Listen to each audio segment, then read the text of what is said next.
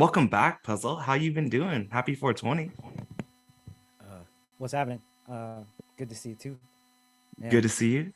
yeah, it's been all right. It's been a hell of a trip. We could talk about that later, but it's good to see Word. you. Yeah, yeah, it's good to see Good you. to see you. As everyone Yeah, joins in, and yeah. if you're joining in, let us know in the chat um, where you're calling in from and what you're going to be eating for dinner or what you are eating for dinner on the West Coast. It's dinner time. My name is Philip Nguyen.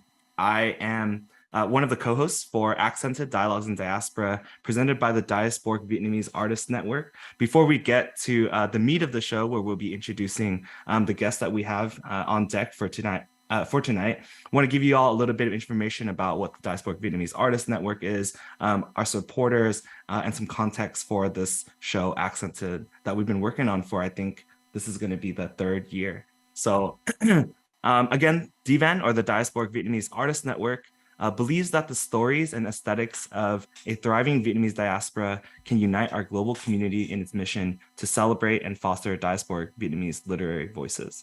As refugees, immigrants, survivors, and their descendants, our complex and diverse stories must be heard, and DVAN aims to champion and pass these stories on to empower current and future generations. And that's sort of where the motivations to start Accented Dialogues in Diaspora began, right? To provide this intimate space for us to facilitate collaboration and connections between our community members across the Vietnamese and Southeast Asian diaspora, to bring cultural producers, gathering in these conversations on what they've been up to during and through the pandemic, what they've been working on, and what it is that we should be looking out for in the near future, right? So with over 30 something shows, and 3 years later, this is our third year, we have kept it going with the support of so many of you all who have come regularly to on a monthly basis to be a part of the show, and for our sponsors who have so generously and graciously supported us to make sure that the lights are on when we do the show, right? So I wanted to give a shout out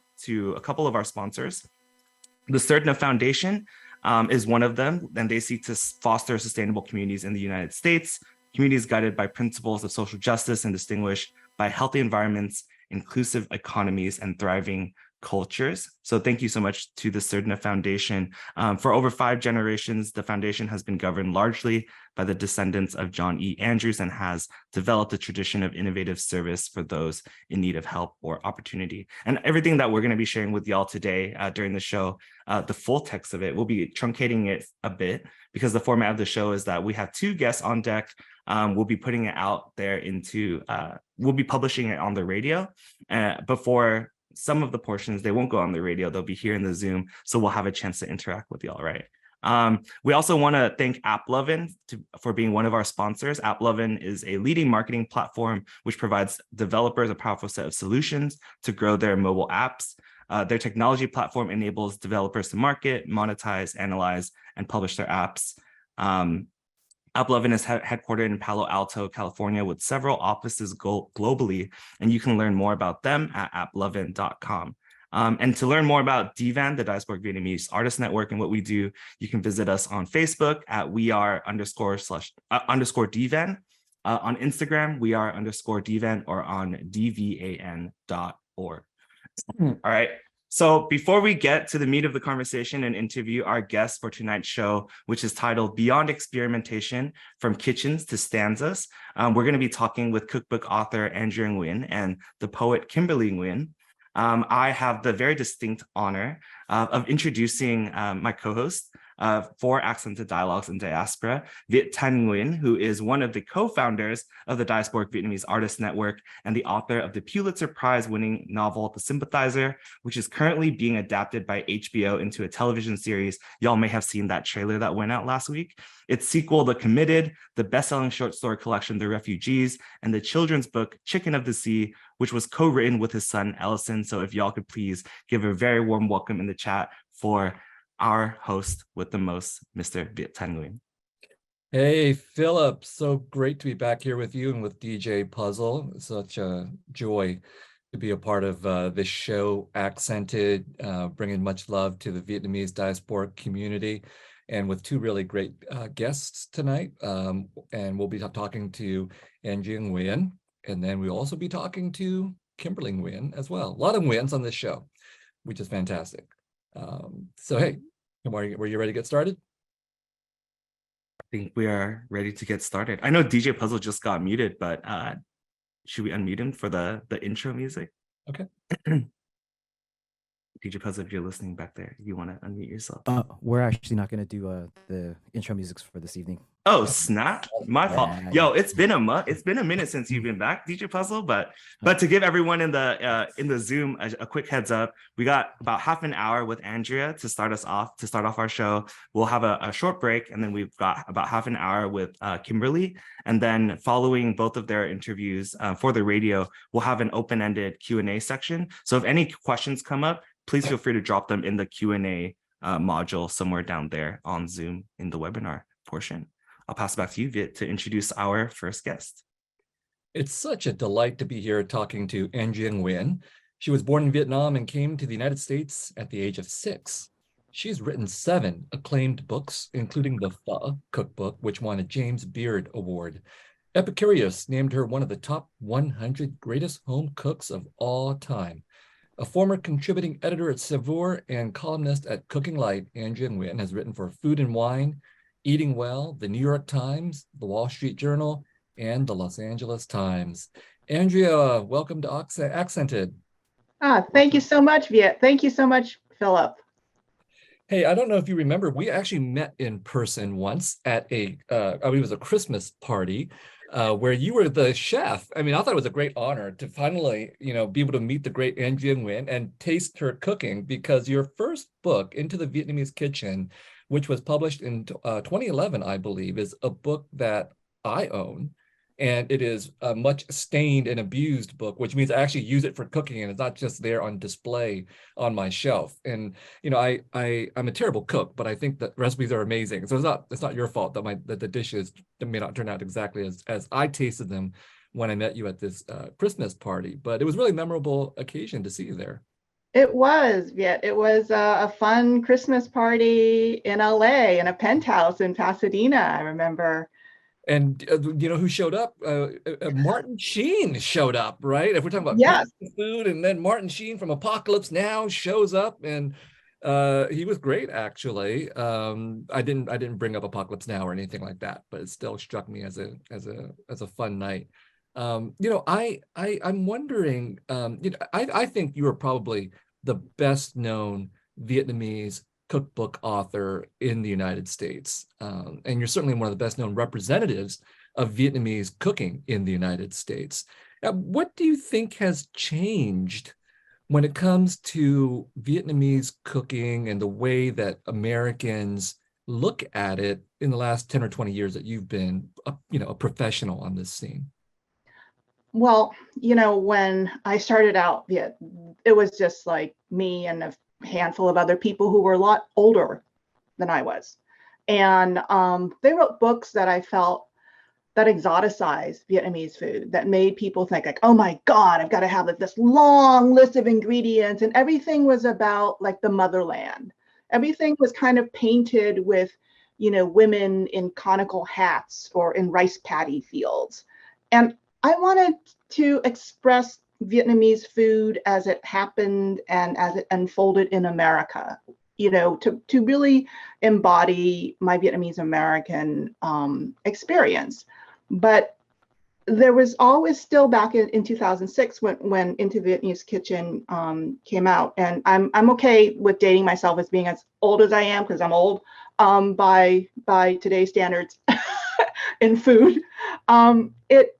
I had a lot of people come up with me referencing the cuisine from the point of view of the Vietnam War.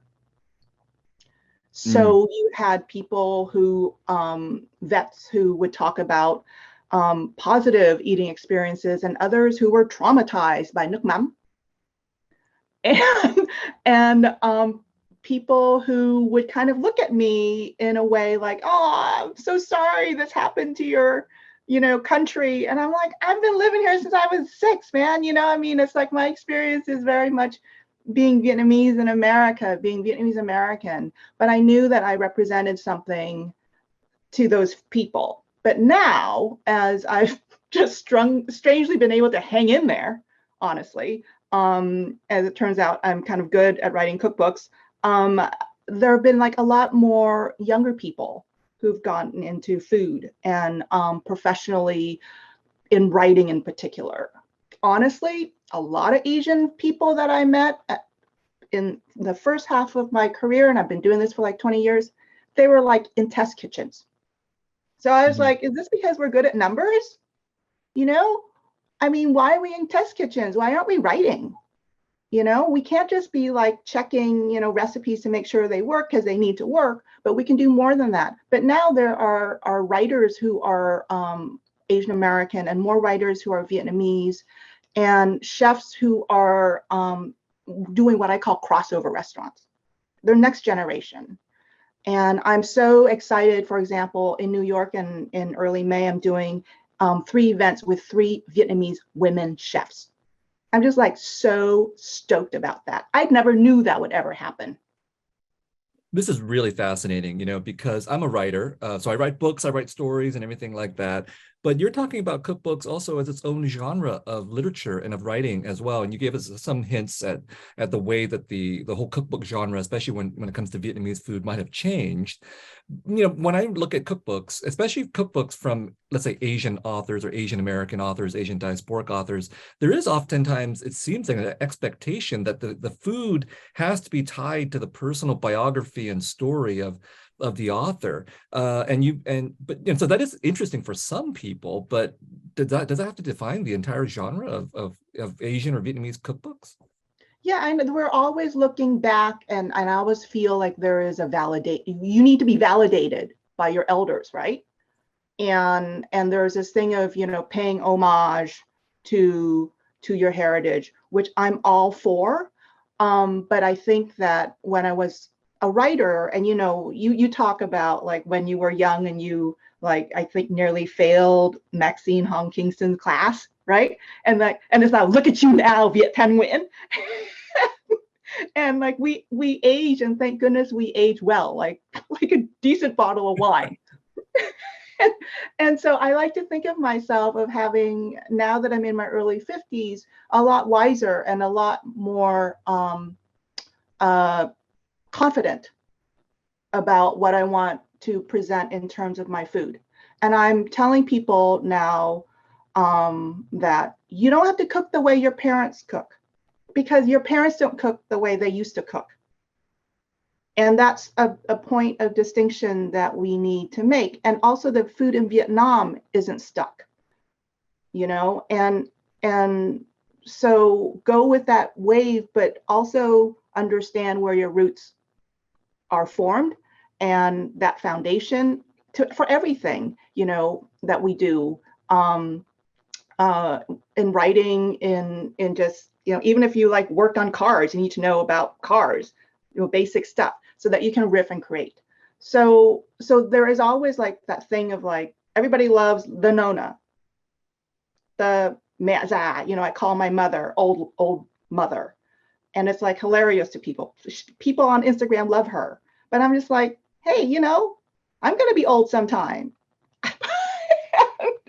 And so I think that there is that whole thing about food, and we look towards the past, but also I think that we need to motivate young people to create their own food. You know, Philip really wants to ask a question, but I have one more, because I'm finding this conversation so interesting. Because and I'm guilty of what I'm about to ask you about, which is the demand for authenticity. You know, I grew up in Vietnamese San Jose of the 1970s and 1980s, and the range of Vietnamese food there was pretty limited, you know. But so everybody was making pho in a certain way, or everybody was, you know, when they opened the first Vietnamese restaurants, it was obviously they wanted to took the most famous dishes and probably just do it the way that everybody expected them to do it. And so then, as you're pointing out, when people start to come along and they start to do things differently, they riff, they do nouveau, they do fusion, or they do whatever kind of individualistic take that they have. Some Vietnamese eaters and people may have a negative reaction or skeptical reaction. This is not how I remember this particular dish, or how dare they do this to this particular dish, or maybe they're doing this so they can appeal to non-Vietnamese eaters and so on. And I know that I resent that when that's applied to me in other contexts of culture or literature and so on. So I feel bad that sometimes I have that same kind of twinge, knee-jerk reaction when it comes to food and Vietnamese food and Vietnamese restaurants. Have you felt that pressure of, the authenticity expectations being put on you by other Vietnamese people? Yes, I think that honestly, like sometimes your worst critics are your own. And let's talk about diacritics, okay? Because Vietnamese language is just, I mean, it's so difficult to write and keep correct.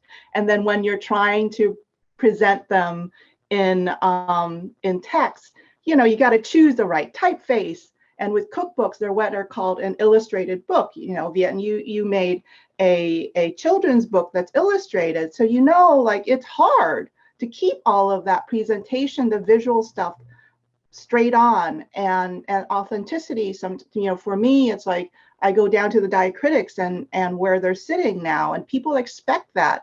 And when they don't see the diacritics, they're like, oh my God, what are you, like a sellout? Or I don't know what that, but I'm thinking, you don't know what that dish is. And how can I translate no churn ice cream, into Vietnamese? That doesn't exist, man, but it's a really good Vietnamese coffee ice cream that you can make without having a machine. I mean, it's like, so then you're trying to lead them down the path to something wonderful, but sometimes people don't want to go because they feel like, oh my God, I'm not going to be true. And so I always think about that notion in food that's oftentimes used called kale, which I think of like intention. That's how I translate kale, spelled Kheo. And it's like, do you know where it comes from? Do you have a sense of how to put your flavors together? Do you have a sense of your foundation? It's like that with, any of the arts. And going back to my earlier comment, and if you are cooking with intention and with thoughtfulness, you're going to be totally successful, and it's not going to be a mashup. It's going to be something that works. And I've been I wrote a book that didn't require going to an Asian market, because I wanted to say that Asian food had arrived in America because we get to use the supermarket to get our ingredients. My goodness, how exciting is that, And I remember one of the comments that I got on Amazon, and yeah, I pay attention to my Amazon comments because it's like, I lurk. And someone said, oh God, she doesn't have you going to an Asian market. This is an inauthentic cookbook. And I was like, screw you, lady. You want me to stay in the ghetto or something? It's like, I want to shop at a regular supermarket, and I can. And that's the beautiful thing about having been in this country since 1975. And I think that, I keep pushing these things, and I'm going to keep doing it because honestly, if anybody wants to put Vietnamese people or Asian people back in our home countries, I'm not going, because I don't honestly feel that Vietnam is my country. Because I left a long time ago.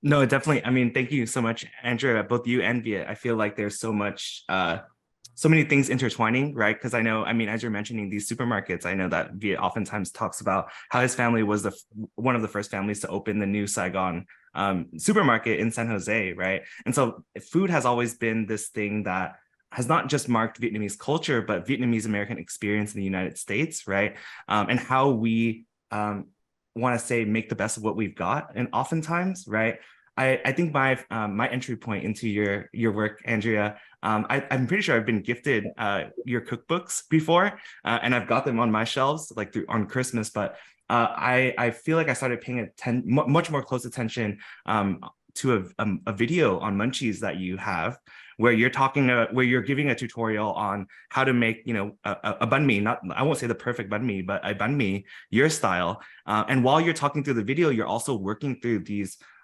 legacies, these roots of the meal that you're making, right? The banh mi, to colonialism, to this history that we have as Vietnamese Americans looking back to Vietnam beyond the war, right? And today's theme, I think, is beyond experimentation. We're talking about the things that happened before our existence and how they define the ways in which we can, for this particular context, consume, the way we cook and consume food, right? I also want to ask you to, about your own personal roots. Like, was there a moment when do you remember the moment when you decided to become a cook, a chef, a writer? And, one of the questions that we have often here on Accented is, we have a lot of artists, we have a lot of people, purveyors of the arts, right? And oftentimes for, modern minority myth, et cetera, our parents are not necessarily the most fond of these career pathways that we've chosen for ourselves, right? So is there a moment that you can remember where you made that decision, and what was that reception from the people who keep you rooted? Oh, goodness. So I was supposed to be going to banking. I have a degree from USC in finance, and I worked there, and I have a master's degree in communication management. And I was working at USC, and I earned that degree when I was going to night school. And I actually remember meeting Viet in passing when he first arrived at USC many, many years ago on a visit to check the university out. And I was so excited when he decided to stay there, because he's really made quite a change at the university. But I've always wanted to work in food and to do something. And I remember hating. I suck at accounting. I'm great at math, but I'm terrible at accounting. And so when I was a bank examiner, I just was looking for a backdoor out. And I got a fellowship to go to Hong Kong. And I was like, I'm going to go and just hang out for a year and figure out my life. And when I came home, I was like, I'm going to try cooking. I'm just going to do it. I was the youngest in my family. I did the banking thing. I was living in sin with my boyfriend at that time. My parents are Catholic, and they're like, and then I looked in the Los Angeles Times and answered a help wanted ad, which you're not supposed to do. And I don't have any professional training in cooking. I just read a lot of cookbooks and I experimented a lot. And I was hired by two women in Los Angeles, Mary Sue Milliken and Susan Feniger, who at that time owned a restaurant called City. And they were known for hiring women with no cooking experience. And they put me on the line, and I was working the afternoon and night shift on the pantry line. And I did that for a number of months and realized that it was not a glamorous job. But I went home and I kept cooking and I kept reading. And I remember my parents at that time when I told them, hey, I'm going to work in a restaurant. And they were like, say what? We got you on scholarships and loans, and you were a good work study student at USC. How could you possibly go and, do this thing and earn $5 an hour? I'm ashamed.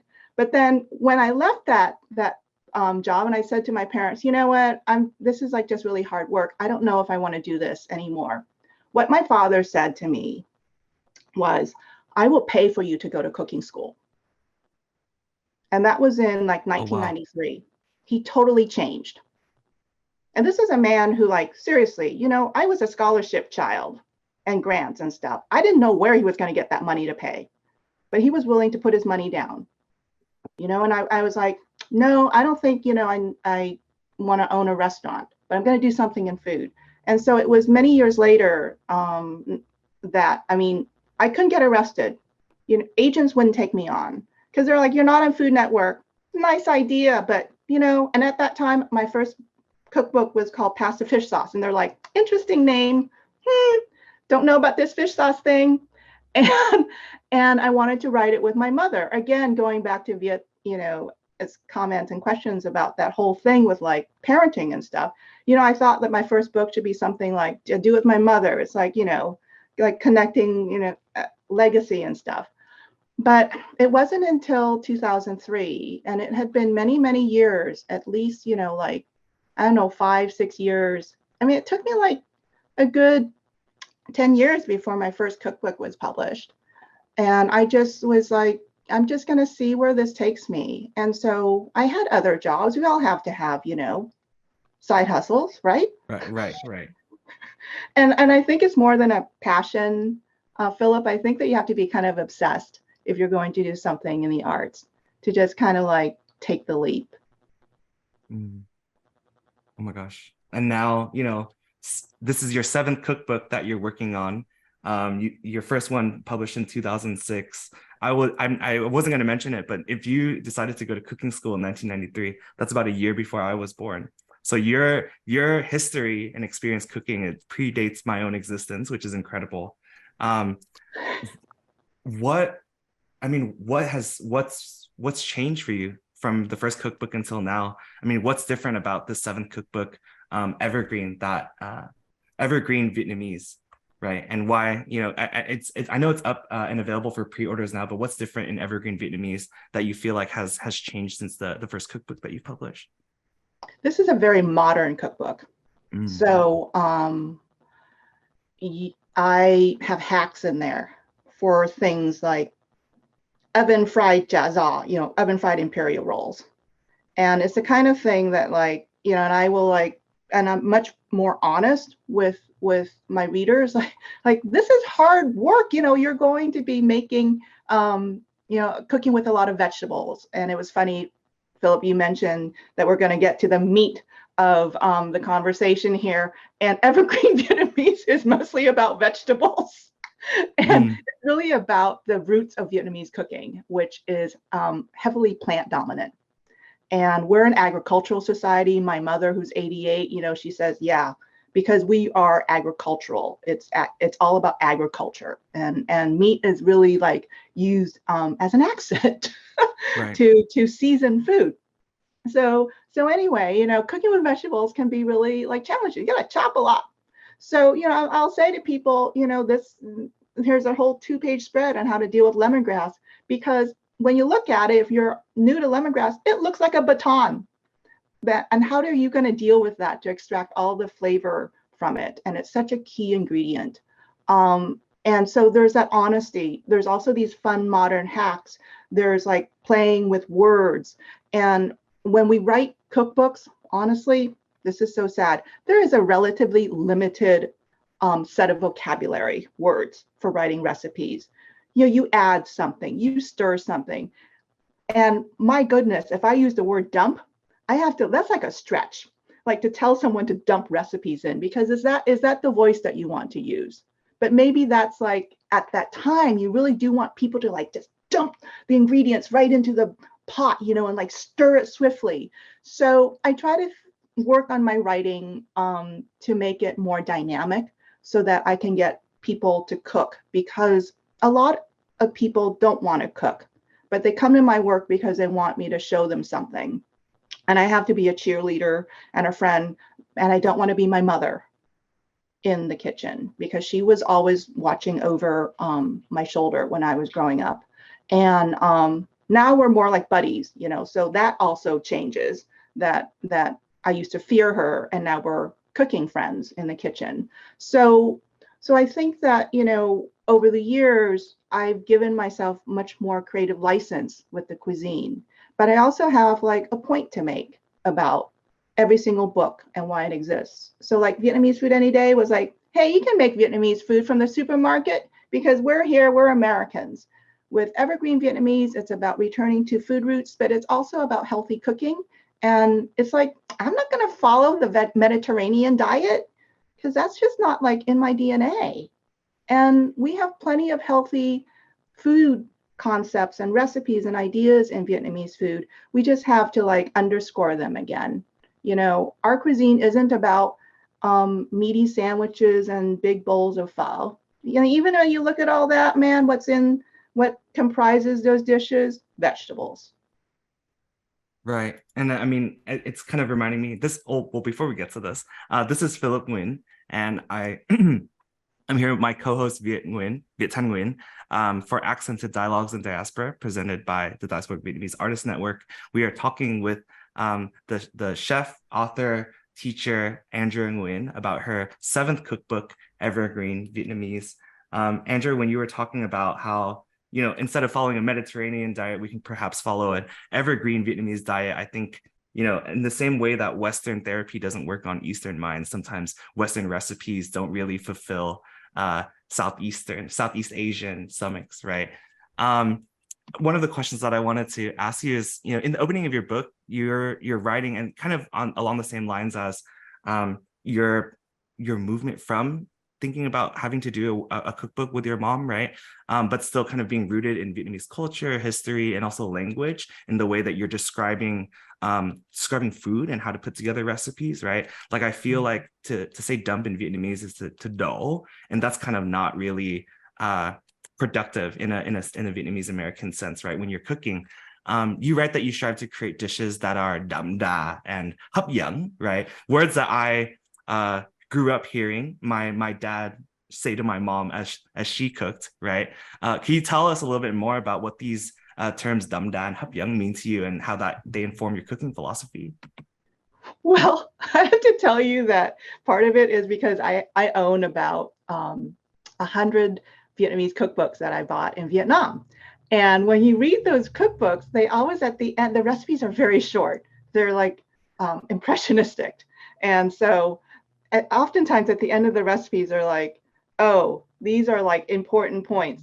The dish must be đậm đà, which is savory or profound, umami-ish, and hấp dẫn, which is exciting. And they're always like, make sure that your dishes are đậm đà and hấp dẫn. Make sure they're full of umami and good taste and exciting. And I laugh because I slide words like that into my writing now, because I just really want, and I feel more confident about this, and I really do feel it's because more young people are into food and into culture and to playing with words, that I just want to slide that into the vocabulary so that we can speak about those terms and describe Vietnamese food in language that we can be totally like copacetic with. Like if we talk, I can talk about umami. I use the word umami like to death, right? But it's a Japanese term. The equivalent of that is đậm đà. And like, why can't we say đậm đà too? You can say đậm đà means umami, and then you can like but you have to repeat these things. And until we repeat them, we can't really like get them woven into the cultural vocabulary overall. And so that's always what we're trying to aim for in cooking, is to make dishes that are visually appealing, that taste good, that have all these pops, and that are like these visual and taste parties that hit all the flavor centers in your body. And that's Vietnamese food. On that note of đậm đà, I was thinking about how, not long ago, I was trying to explain to this French guy about fish sauce. And he's like, what's fish sauce? So I explained it to him. He said, oh, nước mắm. Okay. So I was like, oh, okay. So I think you're right. I mean, we have to keep using these terms and not be embarrassed or shy about them or assume people don't know, in order to, to demonstrate to people the uniqueness of Vietnamese food. I also remember I was in Providence, Rhode Island at a continental restaurant. I thought the fish was kind of bland. So I said, I was just joking to the waiter. I said, yeah, hey, do you have a fish sauce here? And he said, indeed, we do. And he brought out fish sauce, even though it had nothing to do on the surface with the cuisine of this particular restaurant. So we're getting to a moment, I think, where Vietnamese food, at least in the United States and possibly in France, has achieved a certain kind of visibility that it obviously didn't have 30 or 40 years ago. And with other Asian foods and cuisines, we see that people are sophisticated enough in some parts of this country to know that, for example, with Chinese food, there's different regions of Chinese food. It's not just one thing. And not only that, but there's Chinese-American food with a totally different history than food in China.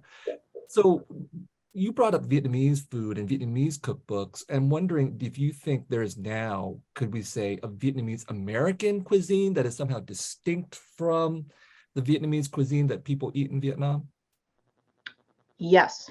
So, I mean, you go back to Vietnam and there are things there that I've never seen before that I will like check back with my Vietnamese foodways books that are written in Vietnamese, but they were written like decades ago and they don't mention them. Or I have a cookbook that was written in the 1940s, like the equivalent of The Joy of Cooking, that was written in Vietnam. That it's like got the canon of Vietnamese food. Just things that we don't know now, when you see on the streets and stuff. And I think that the Vietnamese-American food, we see it in terms of like what is Viet Cajun, right? that's like one of these things that is like totally reflective of the Vietnamese experience in the South. And that's gone all over the country and been presented in these seafood boils. And that's, I think, uniquely Vietnamese. And also like the Vietnamese food that we have here, it tends to be relatively sweet, if not like overly sweet. So I think that that's something that is very Vietnamese-American. Portions are larger. But if I were to pinpoint, like just, if you just said I could only choose like one dish to showcase the Vietnamese experience, that would be the Vietnamese Cajun thing. And I spent some time in New Orleans recently, and they're doing all kinds of things there. They don't even call it Cajun, they call it Viet Creole, because it's really like a mix of the races. And also, you know, that has roots in colonialism. And it's really beautiful. And what I tasted some things there that were essentially like a Vietnamese empanada, a bánh quai bat, but they called them meat pies. Crawfish meat pie, man. But there's like jicama in there. And I like talked to the ladies in the back about them, and they like spoke to me in Vietnamese, and they're, you know, they're making this food and they don't speak much English, but that's part of their Vietnamese-American experience. I think that the South has a lot to offer us in terms of what we can learn as like what new America is. And so Viet Cajun, you know, we can look at that, but maybe see it in different terms too. If we look at Vietnamese history and we think about these questions of authenticity that we mentioned earlier, that people think, oh, Vietnamese culture is this and it's always been this. That's probably not true, you know, because Vietnamese culture and food has changed over centuries. You know, Vietnam is a different shape now than it was 1,000 years ago and so on. When Vietnamese people came to the South and colonized it in Vietnam, they mixed with a bunch of other peoples and cultures that were there. So I'm sure there's all kinds of hybridization that was taking place over the course of centuries, which we now think of as Vietnamese culture. But the example you're pointing out about Louisiana and the Gulf Coast and, you know, Vietnamese Creole hybrid kinds of fusions, it's very exciting because we're seeing Vietnamese culture changing in real time, and it tastes good. You know, it tastes great. And that's really, really exciting. Now, one thing about cooking that I've always found difficult is that you sort of have to know what food tastes like in order to cook it, or at least I do. So for example, I've tried to cook coq au vin, but I don't have no idea what coq au vin is actually supposed to taste like. I just cook it from a cookbook. I'm not French. So I think, you know, when it comes to cooking Vietnamese food, for those of us who grew up with Vietnamese food, we have a certain expectation, you know, whatever our parents cooked in their house or what restaurants we went to, we think we know what Vietnamese food tastes like. How do people who don't know that, how are they supposed to cook from your cookbooks, for example? Let's say they don't know a lot about Vietnamese food, and then they look at this list of ingredients and instructions and so on. And as you were saying with Vietnamese cookbooks, the instructions are oftentimes very vague because Vietnamese people are like, you're supposed to know what it tastes like, or it's like a pinch of this and a dash of that, or a dump of this and whatever. Whereas American cookbooks are very precise, right? But that still doesn't translate into what the final product is supposed to taste like. How do you reconcile that experience, you know, with what you know as a Vietnamese person and your knowledge of Vietnamese food and what you write in the cookbook, and the fact that you have all kinds of different people picking up your book and some of them never having tasted this food before? Exactly. I don't know who's going to cook my recipes, and I know they're also going to change my recipes, right? Because people don't like to follow directions. And so I provide a lot of context and a lot of details as much as I can to squeeze onto a page in like nice layout for a cookbook. I provide cultural and historical context, and I provide flavor cues. And I will sometimes point out like this is something that's made in restaurants, and you may have tasted it before, so that people really have a sense of what it is. And a lot of times, you know, people have eaten things like bún bò Huế or bánh xèo, but it may be new to them, and they strangely take a leap of faith and trust me, which I take very seriously, because, you know, people are making food, and if it turns out crappy, they're going to blame me. And they're going to go, I don't want to eat that Vietnamese food. But I also tell them that, you know, it's just food, and that you need to go out and taste it. You need to talk to people. And you also just need to try making it. But if you don't know what coq au vin is, but you know the idea about it, and you try putting ingredients together and you have a sense of what the flavor is going to be like, you're going to be fine. Until a French person tastes it. And then you throw some nước mắm in there and you say, oh, now it's very đậm đà. Isn't it delicious? And they'll just go, yeah, oui, mon oui, ooh la la, whatever, you know? Coco Vietnam. That's what I'll say from now on. That's right. Ooh, Coco Vietnam. That sounds, I mean, canh gà chiên nước mắm or nước mắm chicken wings is probably one of my favorite dishes to eat, period, right? But on that same note, Andrea, since you just mentioned, kind of throwing nước mắm into things, we're running out of time to talk with you. I feel like with you, we could talk about every single recipe in each of your 7 cookbooks. For the audience listening, we just want to thank Andrea Nguyen so much. Her cookbook, Evergreen Vietnamese, is coming out April 25th, 2023 at a bookstore near you. To close us on out for today, Andrea, I want to ask, do you have a go-to or favorite nước mắm that you use? And if that's, and if you're thinking about that, my other question for you was, is there a tier list for Vietnamese seasonings that you use in your recipes?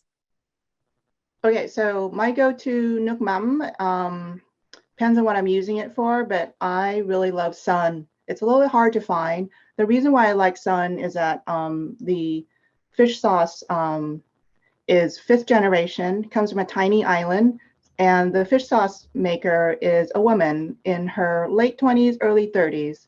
And you can find it at like some hardcore Vietnamese markets. So like, Little Saigon kind of markets. You can order it online. Red Boat's good. So those are like pure ones without any kind of adulteration. And if I, like tier seasonings, I'm very basic: salt, pepper, sugar. And then once in a while, you got to add your MSG to just kind of push things over the top, right? And don't be afraid, have no shame, but a little MSG, not a lot, will just give you the flavor that you want. So yeah, I come out of the closet, I come out of the pantry on MSG in my new book too, because it's part of the Vietnamese experience. Why not? Hey, Andrea, it's been so great talking to you. This is Andrea Nguyen, the author of Evergreen Vietnamese, the 7th cookbook by the renowned author of many Vietnamese cookbooks, who's done so much to change the landscape of American cuisine and certainly the landscape of Vietnamese and Vietnamese-American cuisine. Andrea, it's been such a pleasure talking to you. Oh, such a joy, you two. Thank you so much, Viet and Philip. Thank you. I'm hungry. All right, cut. Woo. Thank you, Andrea. Right, so audience, ask questions in the Q&A. If you stick around, when we bring both Andrea and Kimberly together, we'll be asking more intimate questions, like favorite restaurants and things like that in different cities. I'm sure Andrea might have some opinions about those kinds of things and all that. By the way, I recommended a Vietnamese fish sauce once, and then someone said, I tried it, he didn't know what he's talking about, so I was like, okay. Authenticity thing is really tough. Everybody's got an opinion about nước mắm. Well, we'll talk more about that. Okay, so we're now going to bring the second half of the show on, and I think we're going to start from the top again, right, Philip? Yes. So I'll do a really brief introduction to you and then pass it to you to introduce our guest, who's Kimberly Nguyen. So, and then again to our audience, please leave Q&As in the chat. We still got more to come for the show tonight. Welcome everyone to Accented Dialogues in Diaspora, presented by the Diasporic Vietnamese Artists Network. I'm joined by the author of the Pulitzer Prize winning novel, The Sympathizer, who is also one of the co-founders of the Diasporic Vietnamese Artists Network, Mr. Thanh Nguyen, who is one of our co-hosts for Accented Dialogues in Diaspora, and who will be introducing us to our guest for tonight's show, Beyond Experimentation. Viet. Hey, Philip, so great to be here with you and with our guest, Kimberly Nguyen. She is a Vietnamese-American diasporic poet from Omaha, Nebraska. She now lives in New York City. Her work can be found in Diacritics, Muzzle Magazine, the Minnesota Review, The Journal, and others. She was a 2021 Emerging Voices Fellow at PEN America and is currently a 2022-2023 Poetry Coalition Fellow. Kimberly Nguyen is the author of 2 books of poetry, Ghosts in the Stalks and here I am, burn me. Kimberly, welcome to Accented. Hi, thanks for having me.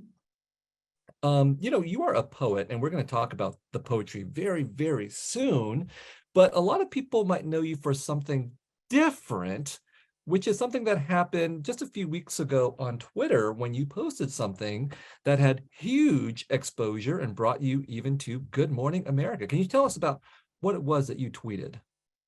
Yeah, so I work as a UX writer at Citibank, and I've been trying to get a raise for a couple months now. And I was doom scrolling LinkedIn one day, and you know how LinkedIn recommends you jobs sometimes? It recommended me like my own job, and because of salary transparency laws in New York City, they're required to post the salary now, and the salary that they posted was 32 to 90K more than what I'm currently making, which made me very upset. So I tweeted about it, and yeah, I didn't think that it was going to go viral. I just thought that like maybe my poet friends and writer friends would, give me a sympathy pat on the back and move on. But it turns out that it resonated with a lot of people. I think on your Twitter feed, you said, I don't want to be known only as the poet laureate of unequal pay, for example.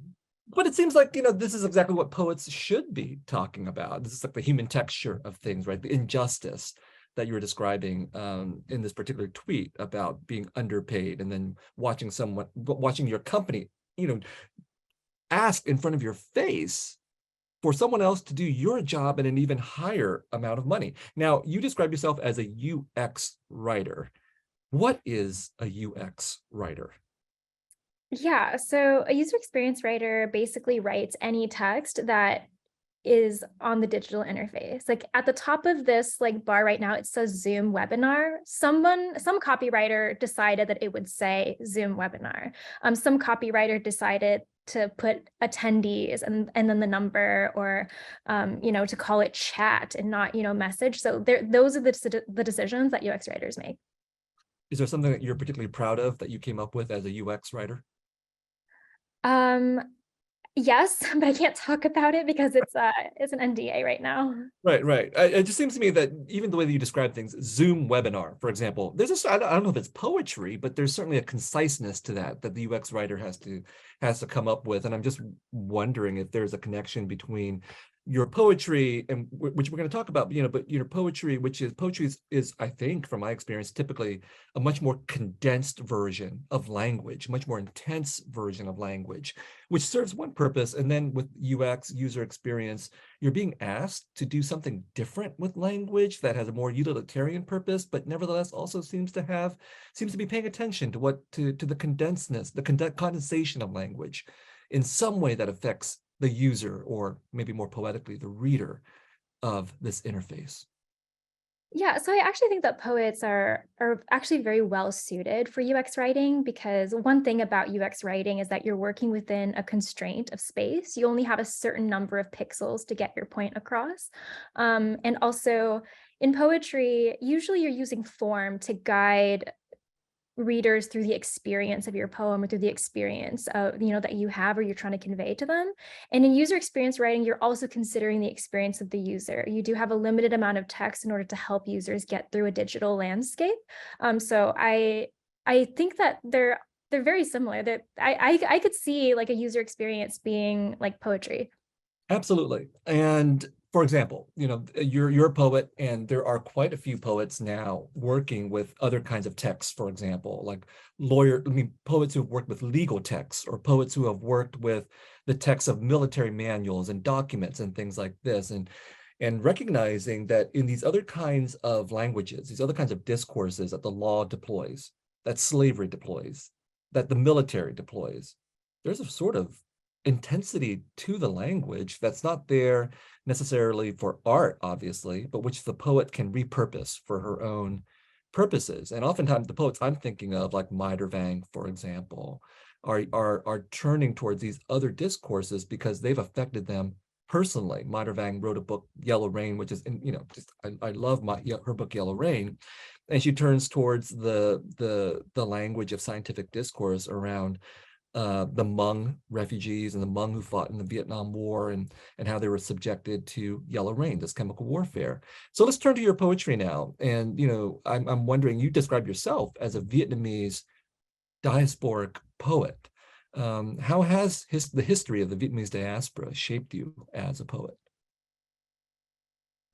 I think it's present in everything that I do. It's such an integral part of my personality. I love being Vietnamese. I grew up on Vietnamese food. I'm engrossed in Vietnamese culture. Some Vietnamese TV shows are actually like pretty good. So like, I guess it hasn't shaped me. It is my shape. Being a Vietnamese diaspora poet is my shape. And in this most recent manuscript, Here I Am, Burn Me, it's dedicated, you dedicate it to my ancestors, in your words, to your ancestors who did the best they could, and to your descendants for whom I will do better. So there's this nod to the past, and this nod to the future.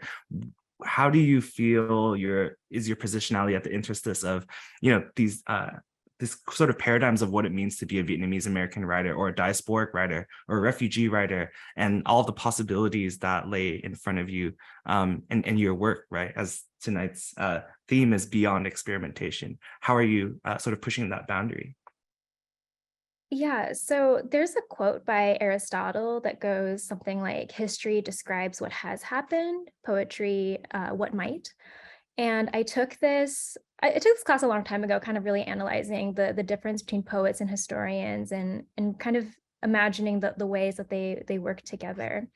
And I think that poetry achieves what history does not by looking for patterns, likenesses, rearranging and juxtaposing similar things that at first seem different. And in that dedication, I really wanted to acknowledge that this work is bigger than I am. Most of the poems in the collection that are written about my parents making mistakes are written out of love and yearning and not spite. Because the fact of the matter is, you know, my parents have created this chasm between us that neither of us really know how to bridge. And I think that is an experience like that happens generationally and within, you know, our Vietnamese community, the diaspora community specifically. And my parents, like, I imagine they learned how to parent watching other parents. They didn't have the internet or all these like TikTok videos telling them how to gentle parent. So for me to compare them to all these other parents on TikTok is pretty unfair. And so poetry allows me to reimagine what's next. It's, you know, this dedication is me recognizing that I have more tools and I have more resources. So either I do the heavy lifting or we don't get anywhere, we'll stay stuck. And this poetry manuscript is a lot about breaking a cycle of intergenerational trauma. And this to me is what breaking the cycle really means. It means that I love my child so much that I couldn't fathom making this her job. No, I love that so much, and I have chills. I want to also ask, because I know you're currently based out of New York City, but you are originally from Omaha, Nebraska. So what was it like to be a Vietnamese American in the Midwest? Like, how much of that experience also informed your kind of understanding of your parents and your understanding of your own identity experience? It was simultaneously the worst time and the best time. I think that, you know, growing up in Nebraska, I really longed for like the concentrated like Vietnamese community in California. Like that was the promised land.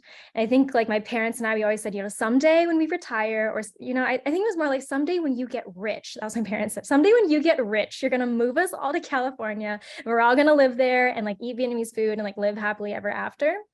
But I loved growing up in Nebraska, even though I kind of like jokingly say negative things about it sometimes. I think growing up in Nebraska really allowed me to be really close to my family. I spent a lot of time with my parents growing up. I spent a lot of time with my siblings. There wasn't that much of a Vietnamese community, so that forced us to create community within the family. And also forced us to resolve conflicts because we were all that we had. There wasn't like going to other friends, other sources of love. Like this family unit was really tight, and we supported one another. So another kind of loaded question is, you know, a lot of this, your work also captures your quest or your journey to find or understand this idea of home, right? What's home for you, or where is home for you? When do you feel the closest to it or the furthest from it? I really define home as a place where I feel held, even when the only person holding me is myself. So I feel really, really at home in my tiny little studio apartment in New York City because I've lived there for 2 years now. I've made it my space. I've made it basically an artist studio.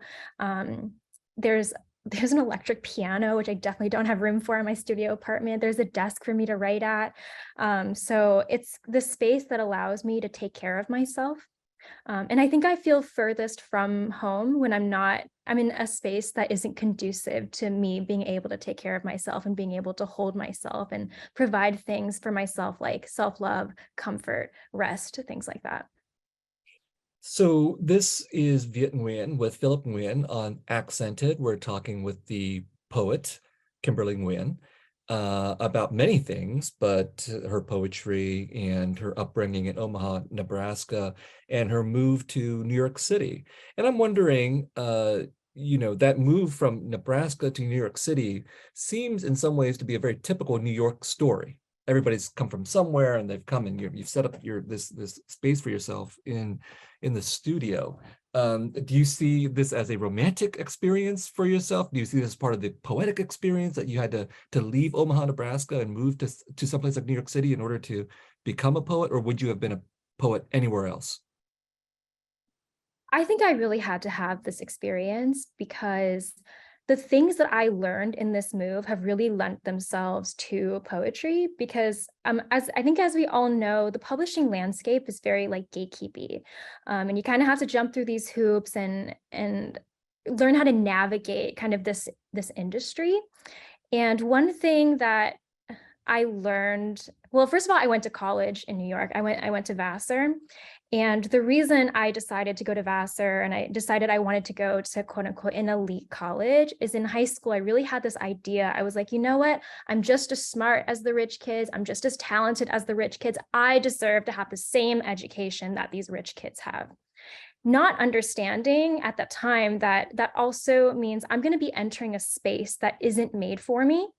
And learning how to navigate that space and learning how to be successful in that space, I think has really helped me along in my poetry career, specifically at like the business part of the poetry career and not the art part. And I think that business part is very essential to being able to be in the industry. I'm gonna ask you to read from your poetry in just a moment because obviously that's very important. But earlier you said that Vietnamese-American culture hasn't shaped you, or Vietnamese-American history hasn't shaped you. It is your shape. And here you've just mentioned how you went to Vassar and you left behind this environment of rich kids and so on in order to claim a place whose space is not made for you. I'm just curious about that language, especially since you're a poet. You took your shape and you put it into a place where the space wasn't made for you. Describe what that was like. Was there friction? Did you find challenges there? Was that productive for you to confront some of the expectations of the people that you found in Vassar and then in New York City? It was very challenging.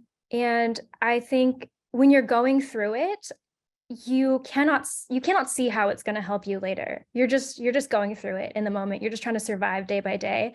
And I remember being deeply ungrateful for the experience. I was whining all of the time. I was pretty miserable. I wanted to drop out every single year. I think my parents remember, like I would come home in the summer and be like, that's it, I'm dropping out. And at some points, it was very inhabitable. I remember in a senior creative writing workshop, someone wrote like really racist things like on my manuscript in the course, and the professor was like unwilling to support me in that experience. And so I really had to learn, I think, how to pick and choose my battles, which is very important coming out. And I also learned this like deep conviction that I had with my writing because Absolutely. Like now I write with conviction.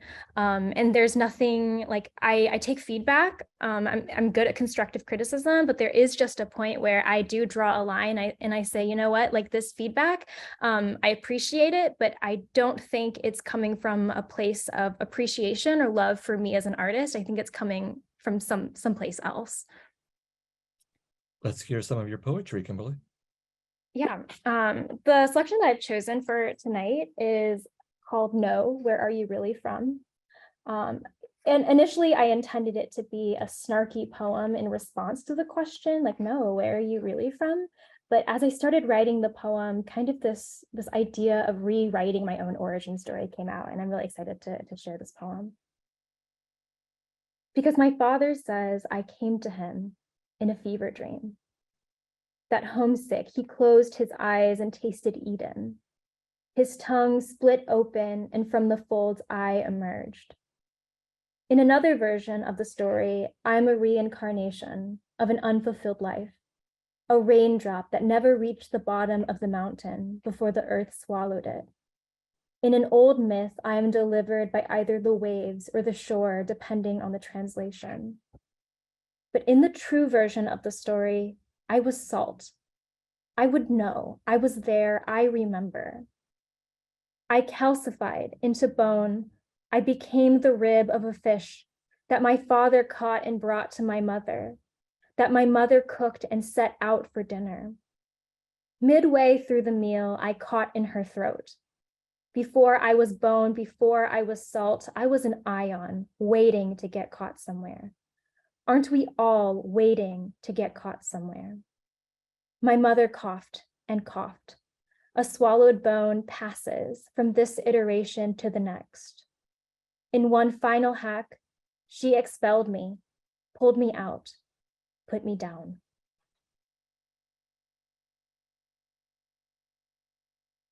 Thank you so much for that. That was very powerful. The title of your poem, Know Where You're Really From, is, I think, a first-generation Asian American title. I mean, it's one of the most common Asian American experiences where Asian Americans recount, meeting someone who says, "Where are you really from?" And yet, for you, who grew up in Omaha, Nebraska, and is, much younger than me, I'm struck by how that experience of having your origins questioned still resonates enough for you to write about it. And yet your response to it in the poem is not what a first-generation Asian American poet would have written, let's say 30 or 40, 50 years ago. A much more defiantly political response is what we might have seen back then. Instead, you're taking us down a different direction to ions.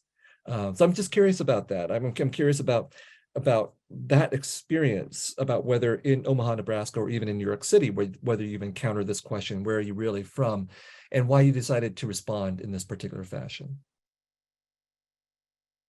I decided to respond in this particular fashion because I think that the other responses, like I had other responses, like I had all these like very witty, snarky responses that I wanted to make this poem out of. And the reason I didn't do that is because getting asked the question, no, where are you really from, kind of steals the narrative away from you. Like someone's trying to impose a different narrative onto you. And I saw this as an opportunity to create my own origin story, to create my own narrative, to take some agency back, and to almost make myself into a myth and a legend. And I incorporate a lot of different like images and things from, Vietnamese folklore and myths, and also the very Asian American experience of your mom eating fish at dinner and then getting a bone caught in her throat, and like almost dying. So like I wanted to capture all of that in trying to define like this is my experience and this is where I come from. Thank you so much for that, Kimberly. I feel like you so articulately, eloquently capture this feeling of like being stuck, right? As in this sort of liminal in-between space. I know in previous interviews that you've done that you've also talked a little bit about the etymology of words. You're interested in the etymology of words and of language and of linguistics. And a lot of your work also kind of jumps between English and Vietnamese and lives somewhere in between. Would you mind speaking a little bit more to that, like how your approach, your work, some of your work is bilingual, and maybe even how has that been received by your audience? Yeah, I'll start with the bilingualness of the poems. I feel like I think half and half in Vietnamese. They're not even like half and half. I actually did a guest lecture a really, really long time ago where the idea like bilingualism is kind of this construct that we've created. Neurologically in the brain, there is no such thing as bilingualism. It's just kind of all in like a language soup that happens in your brain. And when you're talking and whatever context you're in, your brain is just pulling this language out. And your brain doesn't necessarily recognize that it's speaking two completely different languages. And so I wanted to be true to that experience. And I've also, I think, written like poems before that have a little bit of like Spanish too, because I studied Spanish for 4 years. I also studied Russian for 4 years in college. So, you know, there's just kind of this like mix of languages that's happening in my brain, like at any given point. And I wanted to kind of invite people in, invite all the different like speakers of this language in.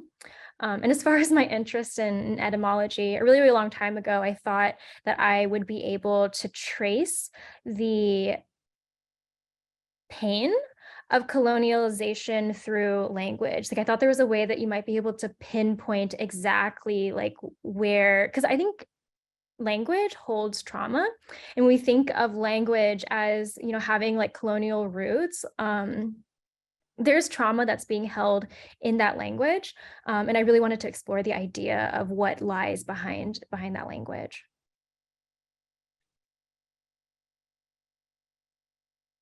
I feel like you've also given us so many different ways to think about this idea, intergenerational trauma, which I feel like has also been kind of almost like commercialized, tokenized, right? It becomes kind of a buzzword.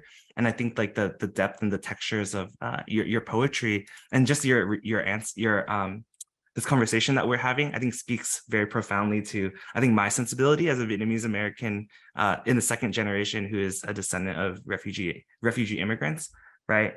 Have you shared your work, your poetry with your parents, and what has that been like?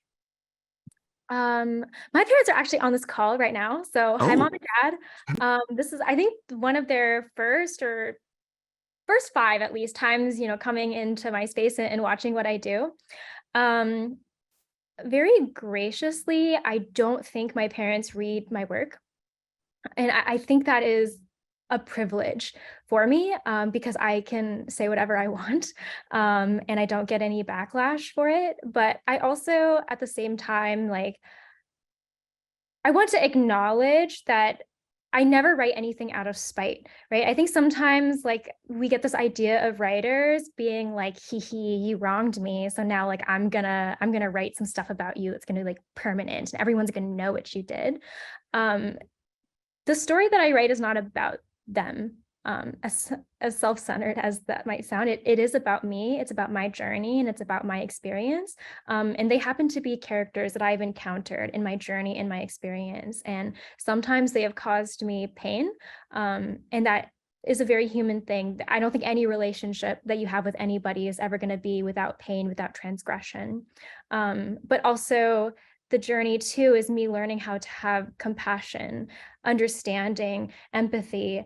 And my parents said when I was a kid, they're like, you know what, when you get older, you'll understand. And I was very snarky, but I was like, you know what, actually, no, I'm not going to understand. Like I'm going to write it down. Like when I get older, I am going to feel differently about this.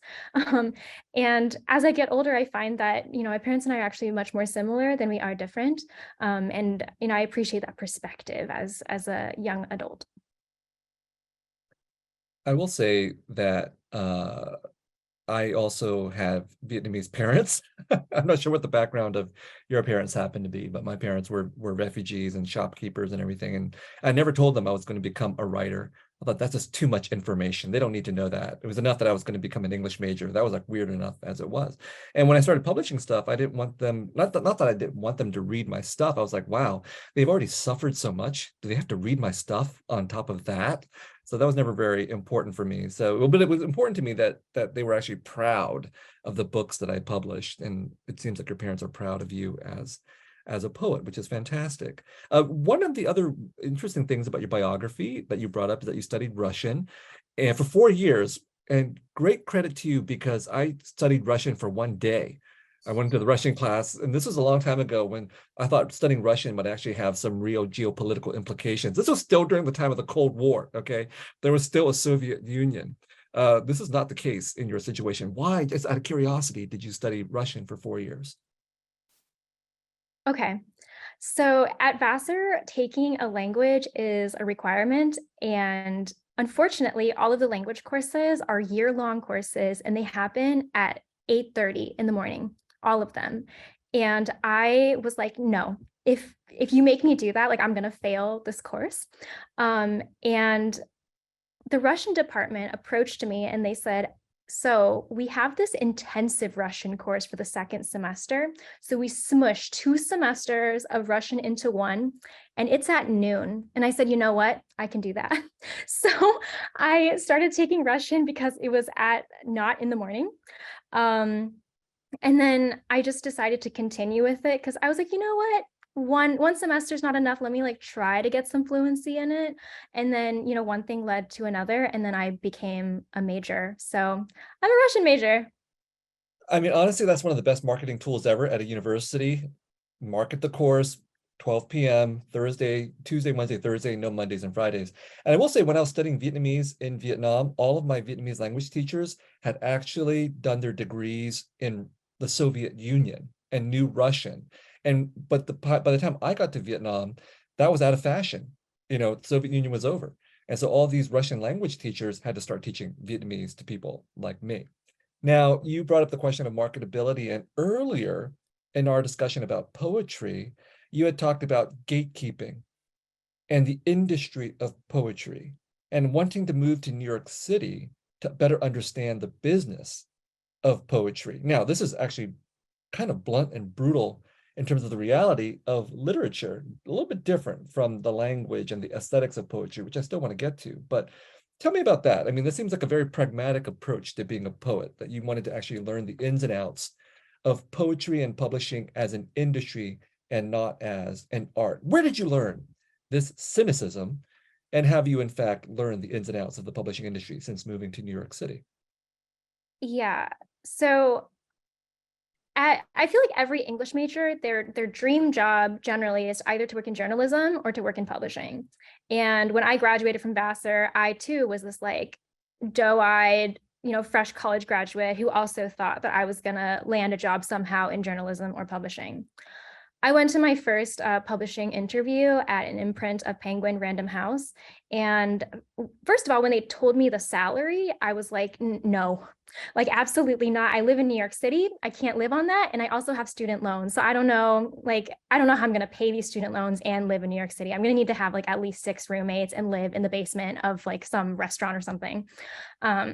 So I wasn't super thrilled about that.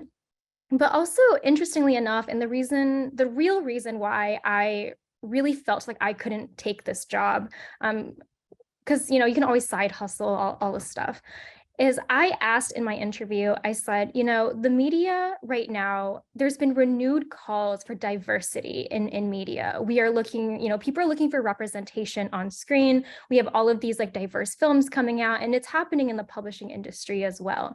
And if you're telling me that the goal of this imprint is to make money, how are you guys responding to these renewed calls for diversity and representation in literature?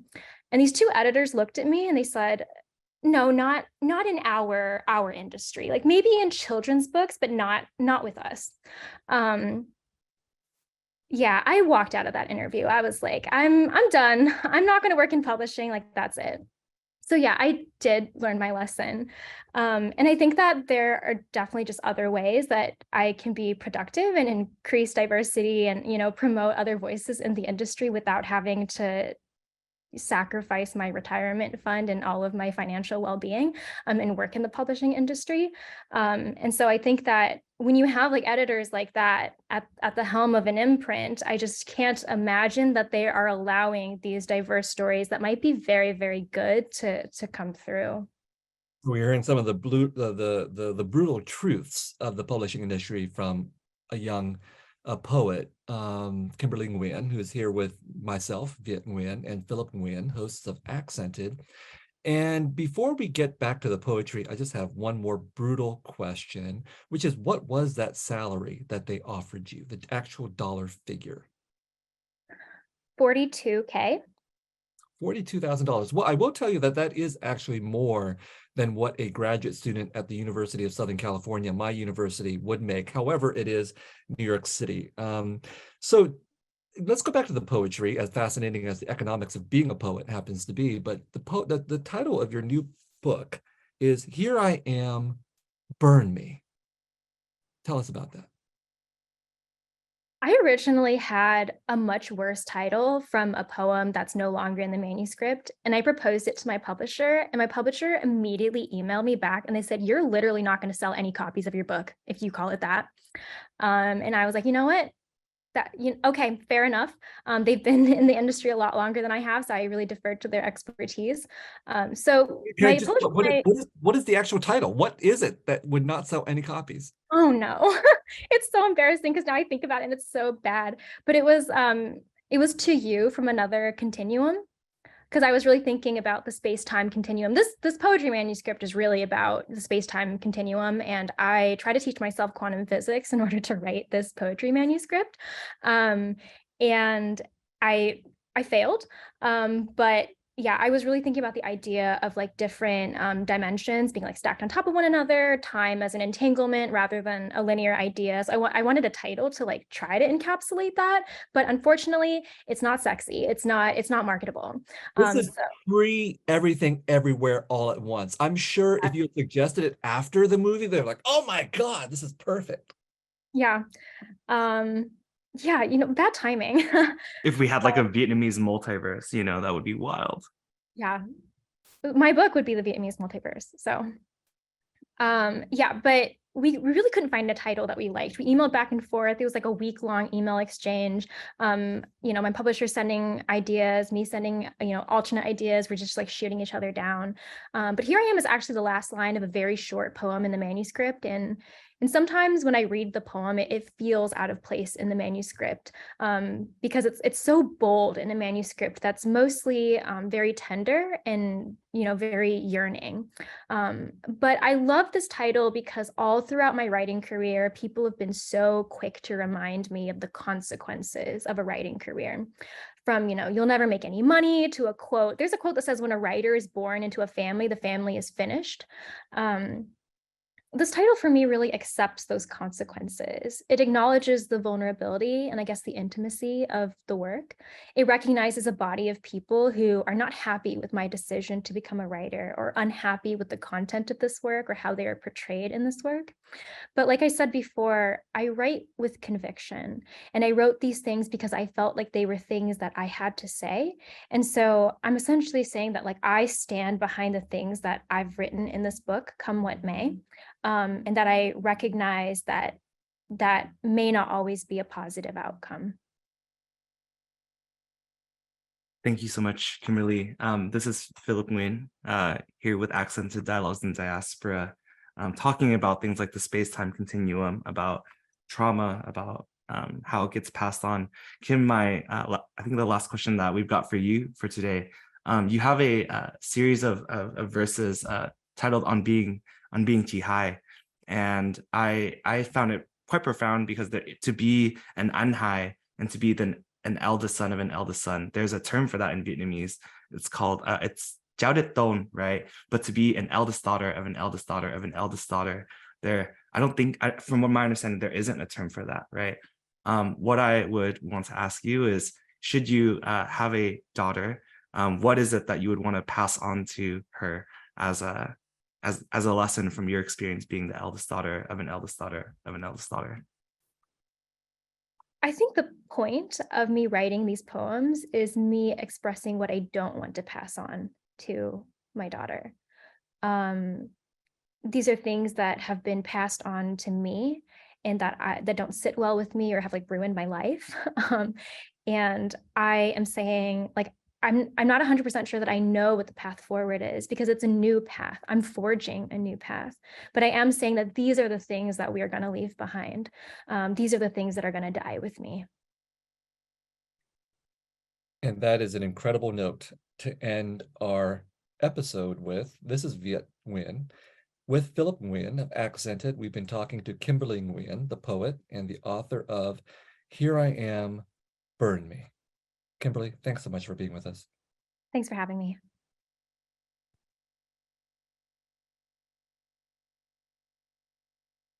All right.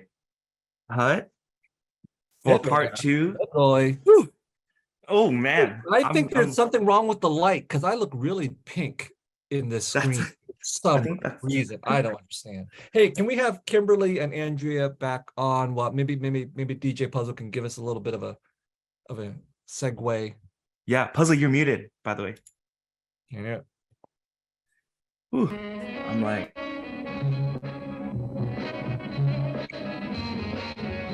should we take a selfie while we're playing this?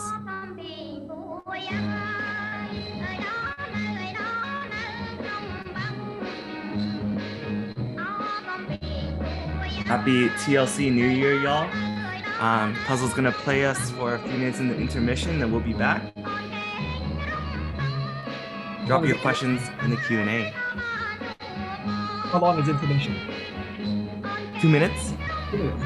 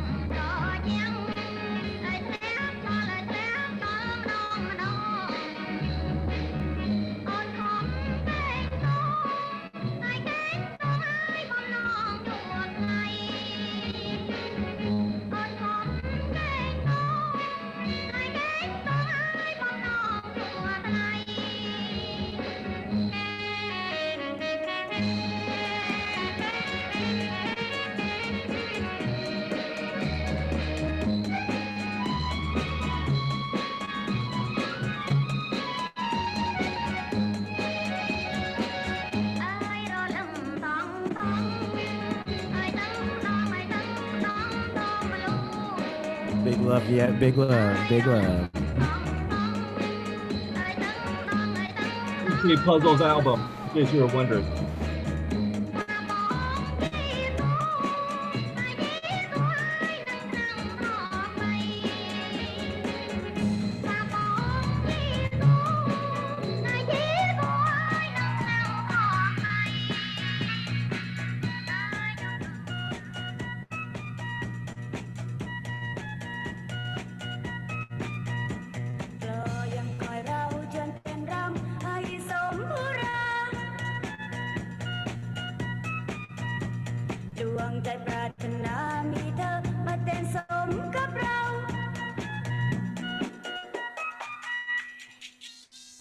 Right, we are back. So a common friend between me and DJ Puzzle came to visit, and she delivered this album from DJ Puzzle to me, which she signed to me. And so DJ Puzzle, congratulations on this album. It's called it's called Secret Sidewalk, from a collective called Primal Dap, if I got this right. You want to tell us a little bit about it? It's the other way around, Viet. Okay, I'm sorry. The group's called Secret Sidewalk, and the album's called Primal Dap. Got it. Yeah, this is just an old record. This was supposed to come out pre-pandemic, and then we all know what happened. And then, but it's out there still, and I'm glad it got to you, Viet. I'm just going to tell you, DJ Puzzle, that because of this, I'm actually going to buy a record player, and it's going to cost me anywhere from several hundred to $1,000+ depending on what audiophile advice I listen to, just so I can hear it. Because right now it's just a beautiful object in my hands. Congratulations. Thank you. Holler at your boy if you need some help with that install. I got you. Hey, right. thanks everybody for sticking around. This is our informal hour. We've been let loose. We can say anything we want in any language. There is no censorship of any kind, and we can share our drinks and so on, our libations. This is mine, Nika whiskey. I'm not even getting paid to promote this, but it's really lovely. Everybody I share it with loves it. Thanks for sharing your questions. Thanks to Philip for co-hosting with me. Thanks to Andrea and Kimberly for being wonderful guests and dealing with me anyway. We have a bunch of questions in the Q&A, and Kimberly and Andrea, feel free to jump in and interrupt us and say whatever that you feel needs to be said that you didn't get to say, and ask each other questions if you want to. But Phil, I don't know, do you want to start us off with a question from the Q&A? Yeah, I was gonna ask both Kimberly and Andrew if y'all have any questions for each other, since y'all been, while the other has been speaking, y'all been behind the scenes. If y'all want to come up with one. In the meantime, I want to ask you a question, Viet. How's life been like since the trailer for The Sympathizer on HBO Max has come out? We haven't Okay. talked about that yet.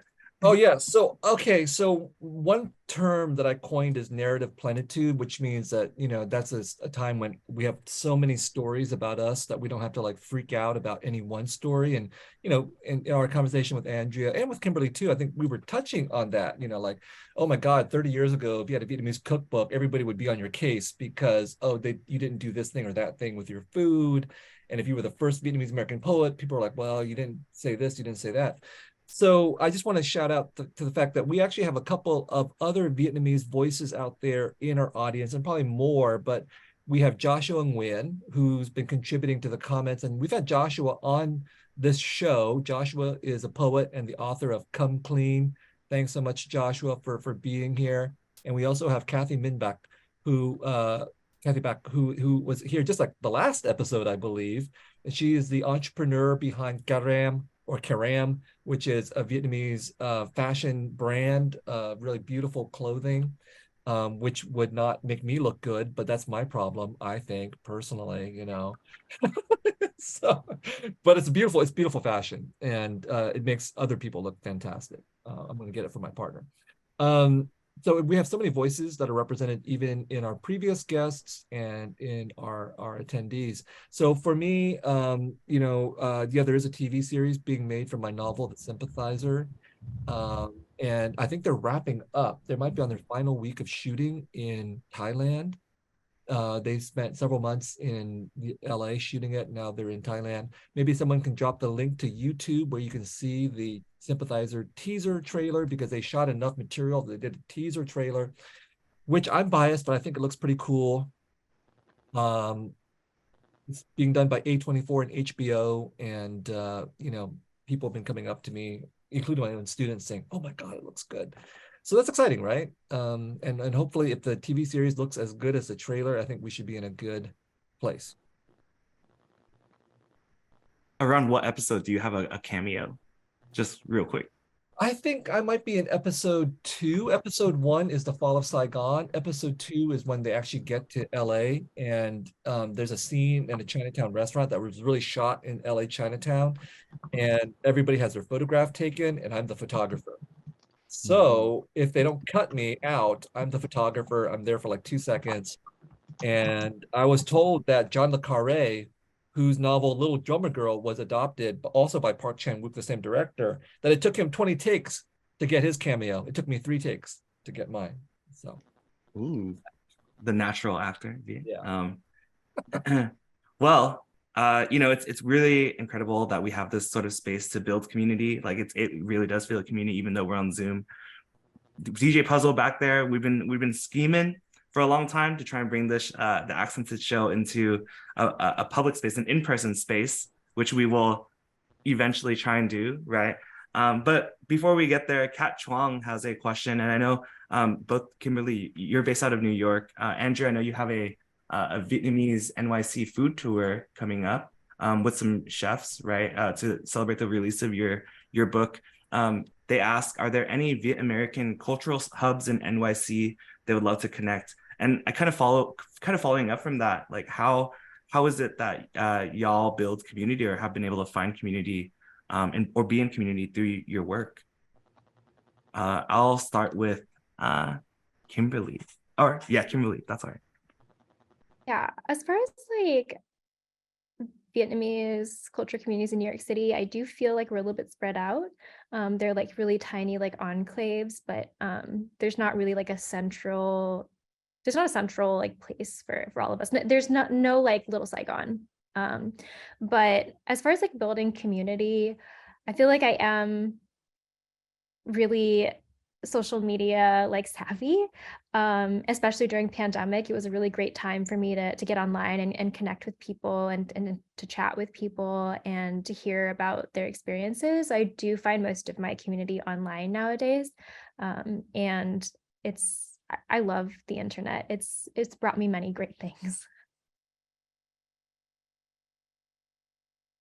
And Andrea, what about you in community?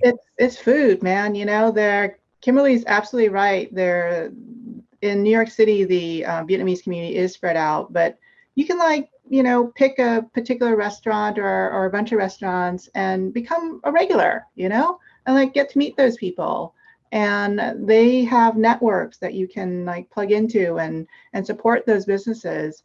And you never know who you'll meet. Like I met Kathy of Garam at an event in 2019 that she attended. It was like these community dinners are like sold out for 3 nights. The Vietnamese community like descended on it, and it was like packed. It was like a party. I met people I never knew before, and I hope I'm going to see them again in a week and a half. It was like reunion time because we're there to talk about culture and community. And I don't live in New York, but food's a great way to plug in. I'm wondering, Andrea, if you have any opinions as to what are some of the most interesting Vietnamese types of restaurants that are out there right now that you can recommend or mention to people? Well, interestingly, one of the Vietnamese restaurant owned by a white chef and his Vietnamese wife from Hanoi made Pete Wells' list of top 100 restaurants in New York. It's called Mắm. And Gerald Head and his wife Nhung opened this place where they're like basically deep frying tofu and serving it with mắm tôm and herbs and boiled pork belly. Is extremely, extremely northern Vietnamese food. And Gerald speaks Vietnamese. And he's about 6'2", 6'3". And you know, it's a very interesting thing. But there are also like Saigon Social, owned by Helen Nguyen, Doris Ho Kane's Bạn Bè, which is only open on the weekends. She sells out every weekend. She is so hot. And also New Tone up in the Upper West Side. She's doing this thing where she's going to put truffle into bun quai for one of these vegetarian tasting menus we're doing. And so I'm into supporting women, and there are a lot of great women chefs in New York City. Awesome. Fantastic. Philip, do we have another question? This next question is for Kimberly. Jackie Pham asks or mentions that your language soup is so flavorful with English, Spanish, Russian, Vietnamese. Food is a very central theme across the arts, right? How does knowing / speaking any of these languages influence your use of language creatively? I like to think of languages or knowing different languages as a different way of like seeing the same thing, right? Like if you're looking at any given thing, there are always like different angles you can view that thing at, and knowing a new language is simply another angle at which I can view the same idea. But I also think that there are just so many pleasant surprises in other languages that just certain other languages don't have. Like in Russian, the word for ladybug roughly translates to God's little cow. And I personally think that is the most poetic thing I have ever heard. And now every time I see a ladybug, I think of it being like a little tiny cow, like with spots. And like only having access to the word ladybug in English, like you would never ever like think of a ladybug in that way. So it really informs like my artistic practice in the ways that it allows me to see things refreshingly. And then I kind of want to twist that question and ask you too, Andrea, like how how is it that your knowledge of different culinary techniques, I mean, you kind of mentioned hacks, cooking hacks that you write about in your book, but are there cooking hacks that you've pulled from other cultures or cuisines that have been particularly useful in cooking Vietnamese food? Oh yeah. So I've written these Pan-Asian books on dumpling making and tofu. And I, like Kimberly, somehow managed to learn other languages too. And I don't know, I think there's something about Vietnamese food. We like to communicate, Vietnamese people, we like to communicate to many people, and we're looking for those cultural connections. And so whenever I can, I travel for my research. And, people I find things in all different kinds of countries, little hacks I found in China and for tofu, as well as in Malaysia for making dumplings and to make these supple doughs and stuff. And so it all comes back to inform my writing. And also, like with Spanish, I remember I was trying to figure out how to make Vietnamese bread, like banh mi style bread. I was like, it tastes like bolillo rolls. So I walked into an East LA bakery one day, a panaderia, and I started speaking Spanish to the baker, and I'm like, what do you put in your dough? And so it's all of those things, and I try to bring it together because there are so many cultural connections within food. So, but I don't have a God's little cow, which I'm now going to think about every single time I see a ladybug out in my garden. Andrea, I've been tilting my head because I'm reading the books on your bookshelf right behind you. There's a lot of Asian American, Vietnamese-American love back there. I see Tracy Lian's All That's Left Unsaid. She was on our show. Trick Mirror by Gio Tolentino. Good Talk by Mira Jacob. Nguyen Phan Quế Mai's The Mountains Sing. Anthony Viasna Snow's After Parties. Crying in H. Mart by Michelle Zauner. And I do want to say Reader's Encyclopedia. That most people don't have. I grew up reading that because I was a nerd. I read that for fun. That's one of the ways I learned literary history was by reading that book, But Crying in H Mart, this goes back to an earlier conversation that we had about how Asian food is no longer quote unquote in the ghetto because now we have things like H Mart and we have Crying in H Mart, which like makes that very mainstream. And you go to H Mart and it's got all kinds of different Asian cuisines, and arguably it's an Asian American supermarket versus an Asian supermarkets. Got so many different things going on. Do you think H Mart has changed the landscape, and Crying in H Mart have changed the landscape of how people approach Asian? Yeah, Michelle mentions bun sao in Crying in H Mart, and she talks about using a recipe for making it. And when I read that, I was like, this is so awesome because there's like all of these Korean and Vietnamese, connections. If you're in K-Town in LA, I've been there at pho shops where they're serving kimchi, a side of kimchi with their pho, right? And it's very real, and it's very strangely cutting edge Asian Pacific American culture going on. And you just have to read between the lines, so to speak.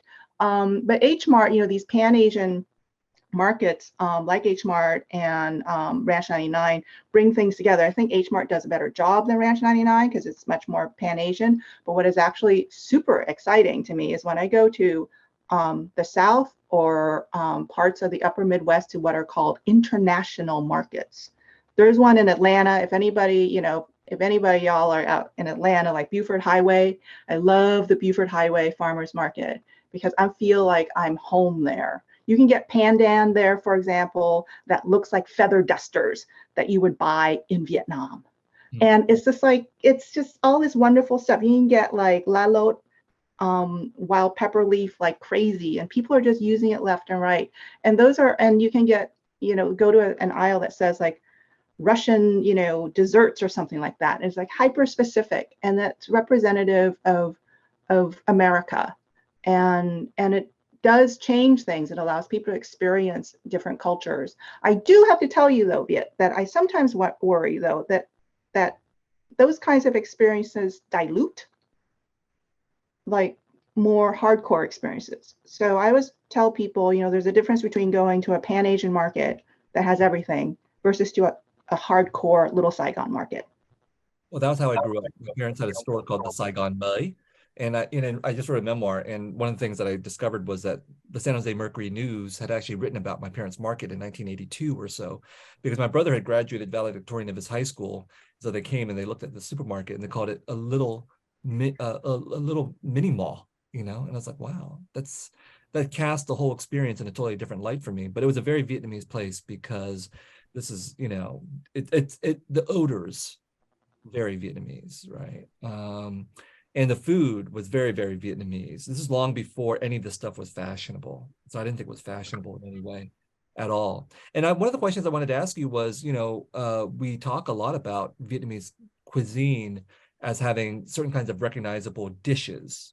But when I was growing up eating food in my parents' house, we didn't do that. I didn't have thịt bò lục lạc or pho in my house when I was growing up. We had to go out to do that.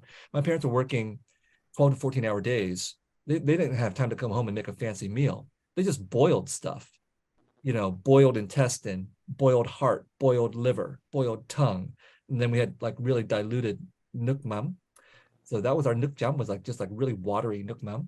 That was Vietnamese food, for me. And this is not in your cookbook, but I'm just wondering, in your imagination, like, how do we account for that kind of food, the food that is what people are just eating to survive, that will never make it into a cookbook or into the restaurants that non-Vietnamese people go to? One of the things that you want to think about, for example, is gan, right? I mean, it's very simple, done so food, very basic food, but yet it's just water, this flavored water with a lot of vegetables and a little meat, and flavored with a little nước mắm and some MSG and maybe some salt, and finished with a lot of pepper, for example. There are a zillion kinds of gan. How do you talk about gan? And those are it's like Vietnamese soul food is how I describe it. But yet, whenever we talk about iconic dishes of a cuisine, there's like 3 gateway drugs, right? So you got to talk about pho, you've got to talk about bánh mì, and you've got to talk about gỏi cuốn, because that's the entry point and that's what people want to hear. But then I always feel like, as a writer, I'm kind of sneaky. So I'm like, I'm going to pull them in with the familiar, and then I want to push them to something that's more interesting, that I'm actually interested in, because otherwise I haven't done my job.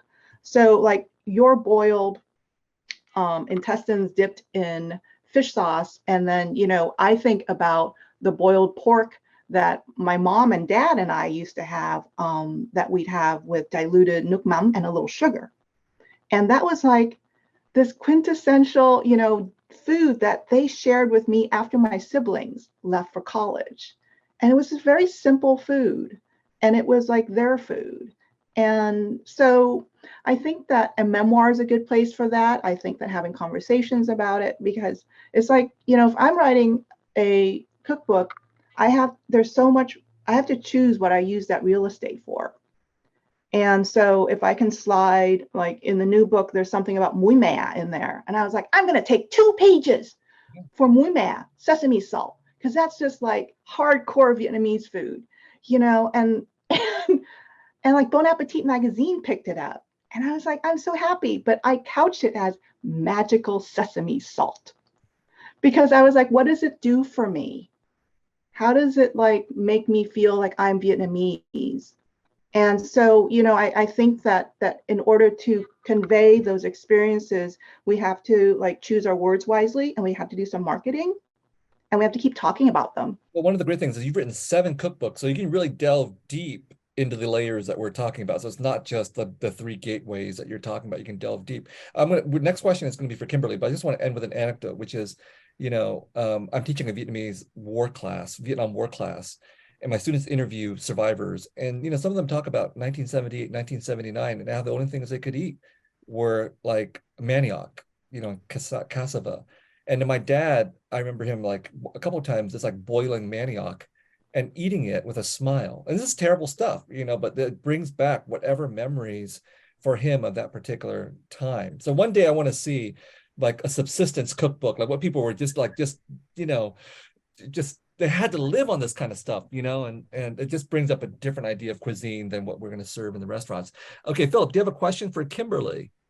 When you said subsistence cookbook, all I thought about was gum and CL, with a little bit rice with a little bit of magi.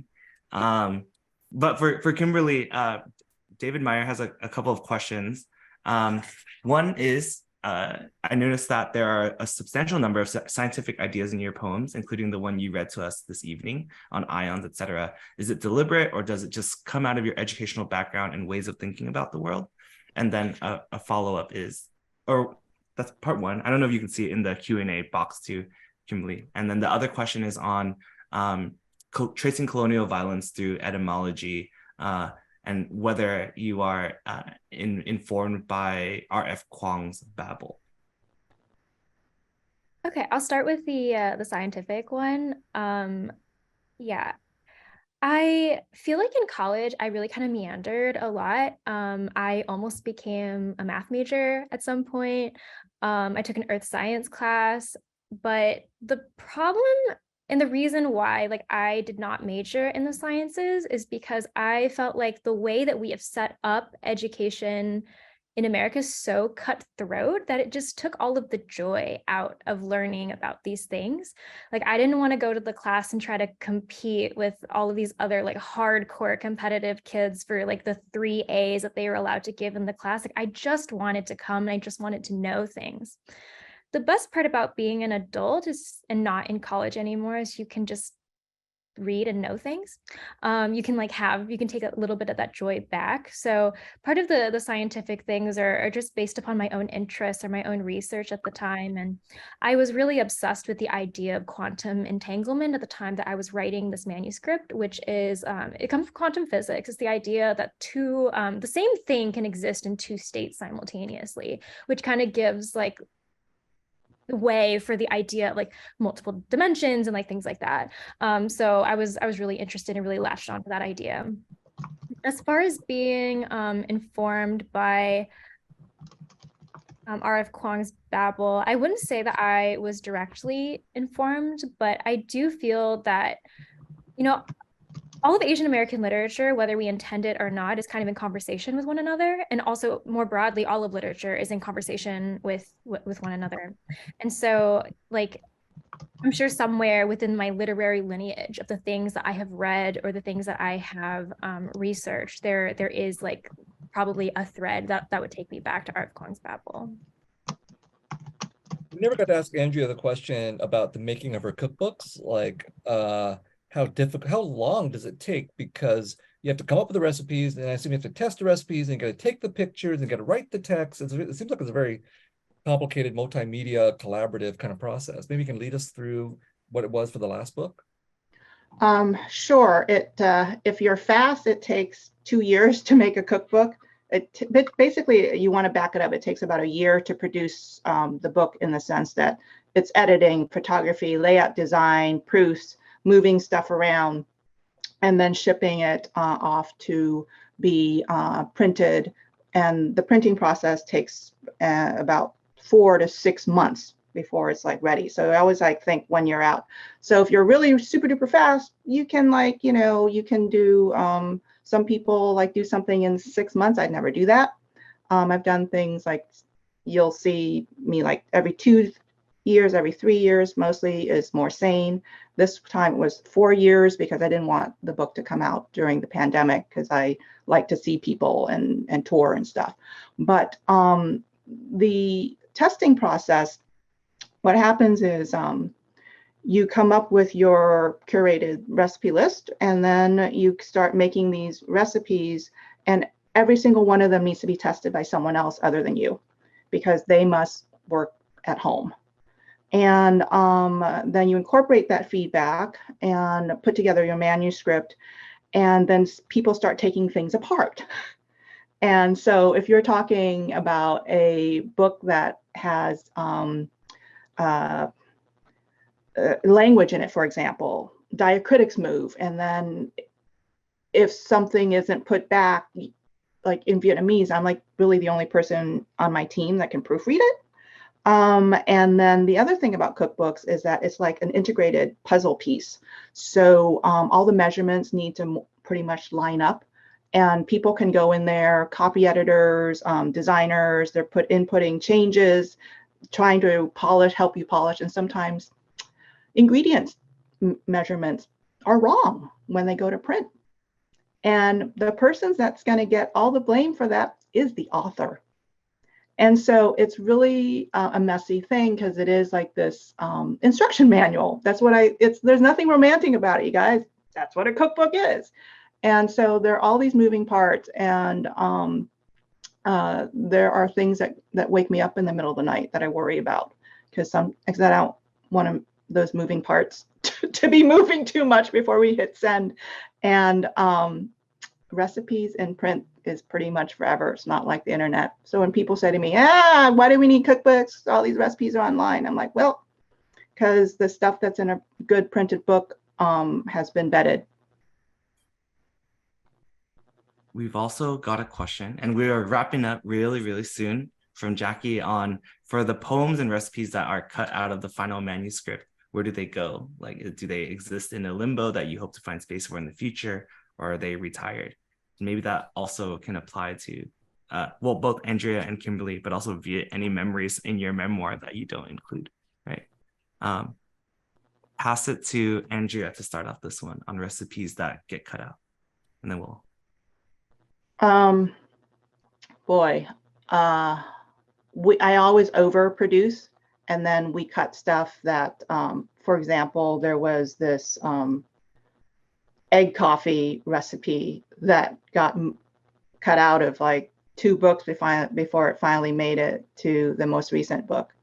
I just kept saving it because I was like, hey, it's tested, it counts as one. But I think about this one recipe I wanted to include, which was, it was like boiled eggs, and you mash it and you add fish sauce, and then you eat it with boiled cabbage. And I wanted to like add that to my book, but then I was like, I don't know if that's really going to be, something that's catchy. How do I make it sound sexy, even though it's one of these dishes that harken back to sort of like survival food? So I don't know. I may like take you up on that idea. And here's the egg coffee recipe right here from the book.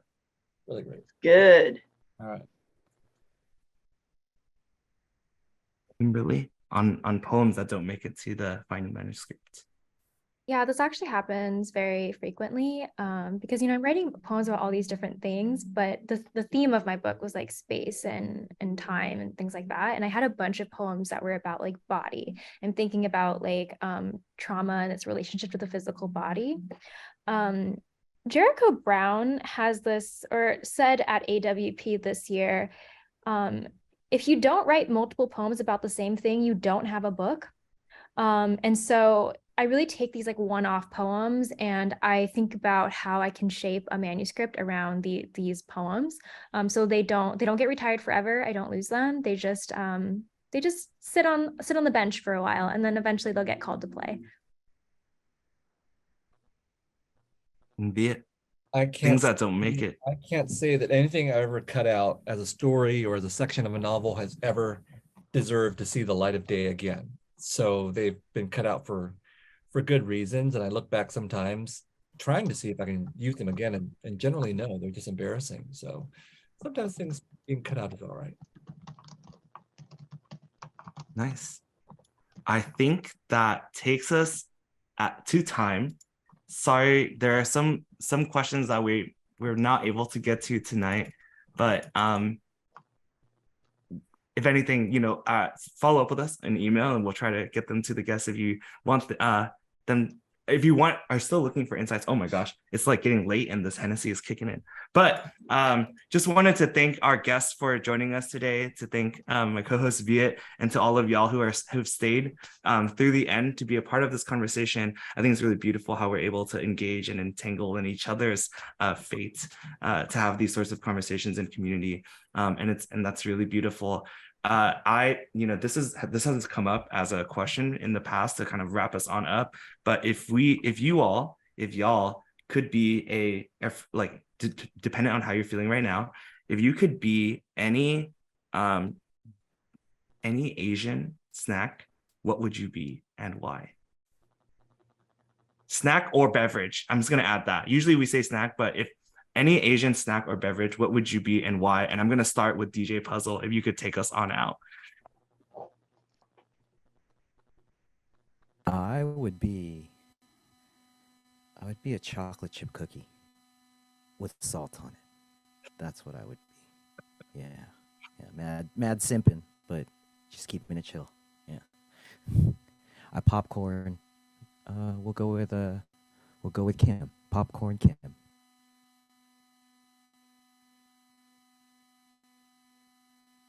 Popcorn to who? Oh, Kim. Yeah. Kim. Oh, hi. Hello. I would be strawberry yan yans, the little dip cookies. Yeah, just because one, I think they're the best flavor, and that fits my my pick me personality. Main character energy. We see you. Yeah, Andrea? oh. Oh, yeah, go ahead, Kim. Sorry. Oh, we can popcorn Andrea. I'd be a Dorito